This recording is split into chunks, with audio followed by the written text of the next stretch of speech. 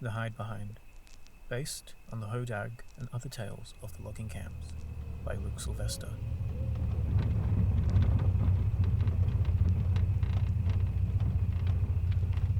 William Allen, a serious-faced 30-something man, parks his car on the outskirts of a campground while he is reluctantly meeting friends. Towering trees surround him, reminding him how truly small he is. Opening his boot, he retrieves 2 packs of generic bottled beer.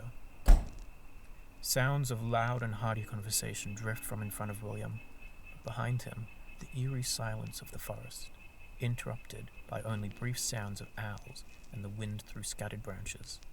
A twig snaps behind him and he turns in response, but he is only greeted by darkness and more silence. He trudges his way towards the main camp area. William approaches the campsite. Oliver, the pinnacle of a jock stereotype, rises from his seat next to the campfire and strides towards William. Well, look who finally decided to grow a pair. I thought you were too scared to come. Anna, a woman in her mid-20s, speaks up from a seat nearby. You'll have to tell us this monster story you're so scared about. I love creepy campfire stories. I'm so glad you came, William. It's not a story, it's an urban legend, William grumbles. There's no difference. They both aren't true. Yes, there is. Stories are made up to scare children, and urban legends have true elements that... Oliver interrupts with a chuckle and a playful punch on William's shoulder. Whatever, nerd. Thanks for bringing the booze. Now we can get this night started. They all head back to the campfire. As the group approaches the campsite, Michael wanders over from deeper in the forest, waving his phone around in the air as if to try and get reception. He glances over, spotting William, and scoffs. Who invited this pussy? One sudden noise and he'll shit himself. I invited him. Grow up, Michael. Take a seat, William. Pass the beer around. William sets the beers down, and both Oliver and Anna reach in and grab a bottle. Michael rolls his eyes and sits by the fire, not drinking. Seriously? What's with the cheap piss? I'll pass. Now come on. I want to hear this story. Urban legend. Urban legend, whatever. William sighs.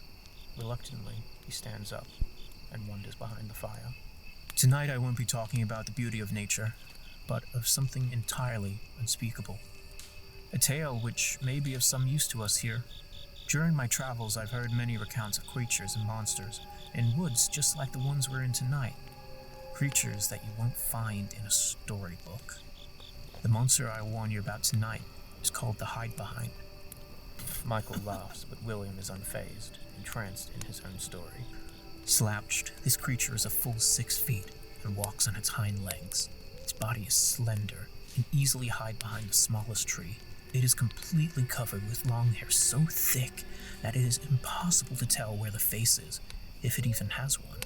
It has a short forearm of great strength, with long, sharp, pointed talons able to pierce through even the thickest clothing. He paces slowly around the campfire. Only the howls of the wind pierce the silence. The sole diet of the Hide Behind are the fresh intestines of humans and any other forest animal unfortunate enough to cross its path. When finished with its meal, it utters a demonic laugh. A screech of an owl. A few of the campers flinch and sheepishly look around to see if anyone noticed. William smiles and continues his tale.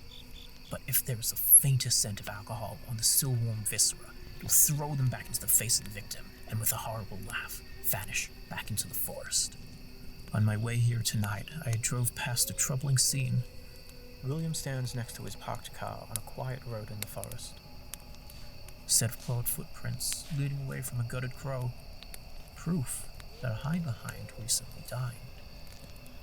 Though this, contrary to what I've told you tonight, is good news. All the tales I've heard of the Hide Behind tells me that this is enough to feed one of the beasts for years at a time. Michael scoffs and stands up. Whatever, I'm going for a smoke. Let me know when you're done telling fairy tales. He wanders off into the woods. William eyes him as he walks off. The loggers who worked in these very woods nearly a century ago swore that the Hide Behind would avoid anyone who reeked of alcohol. Michael shuffles out into the brisk air, pulling a lighter and cigarette from his pocket. A twig in front of him snaps, pulling his gaze up suddenly. Whether this is all true or just a story made up by those loggers, well, who's to say that we can't have a reason to drink? The group chuckles and raises their drinks. Michael shakily watches the line of trees on the outskirts of the clearing. Hey, who's there? This isn't funny. I'm not afraid of a fairy tale. Where the fuck are you? Silence. And then a long, pale hand with impossibly grotesque talons extends out from behind an almost absurdly narrow tree and beckons the man closer. Michael, eyes wide in shock, lips trembling, attempts to resolve himself. The hand slowly retracts behind the narrow tree, seemingly too small of a hiding place for a creature of its apparent size. Michael carefully steps towards the tree, looking around in all directions. He reaches his hand out towards the tree, inching closer until his hand hovers above the bark. Gently pushing against the small trunk, Michael releases a bit of tension in his shoulders. He approaches the tree properly and walks around the perimeter. He quietly chuckles to himself, apparently gone mad. He doesn't make any other noise as the long hand shoots out from behind the tree and grasps his throat firmly, dragging him into the shadows, never to be seen again.